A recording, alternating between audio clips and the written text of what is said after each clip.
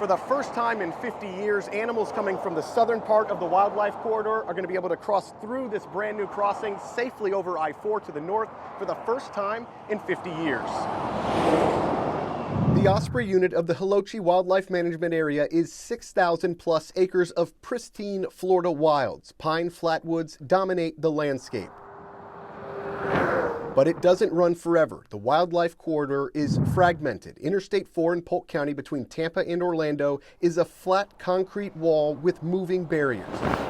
The number one killer of Florida panthers are vehicles, and I'm looking at I-4 right now, and there's no way you could cross that unless you're a super lucky panther or bear. Absolutely. You'd have to be very lucky. You'd have to maybe 2 a.m. and maybe the traffic dies down. You might get lucky, but it's certainly not worth the risk. This map shows daily traffic at the new crossing, 106,000 vehicles per day. The blue here is the M34 bear telemetry data. Brent Setchell is an engineer with FDOT in District 1, leading the charge to retrofit old roads and new ones with wildlife crossings. Nothing is random about where they are installed. And your data has shown you that some bears have already walked up and down the interstate looking for a place to cross, but couldn't? Correct. Yep. The M34 bear wandered, right down the power line easement there, couldn't find a way to get across I-4.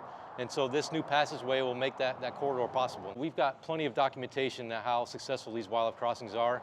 They're 80 to 90% effective, especially when you have the wildlife fencing like we do on this project, effectively moving wildlife from one side of the road to the other. You know, the saying is a picture is worth 1,000 words. I like to add something to it, and I say, but a video will leave you breathless. William Freund is the president of the F-Stop Foundation. Founded in 2015, the nonprofit uses motion-activated trail cameras to educate politicians and citizens about the importance of protecting all animals in our state, but especially the Florida panther. Panther's an umbrella species, so there's a tremendous amount of other wildlife that if we allow the panther to survive, the panther to thrive, everything else is going to come with it. And so if we're able to preserve enough area for the panthers to thrive and to grow out of the endangered species list, we're actually ensuring a future for us as Floridians as well. Biologists working with FDOT and the F-Stop Foundation captured this now famous dancing skunk. The power that has in places like Tallahassee or,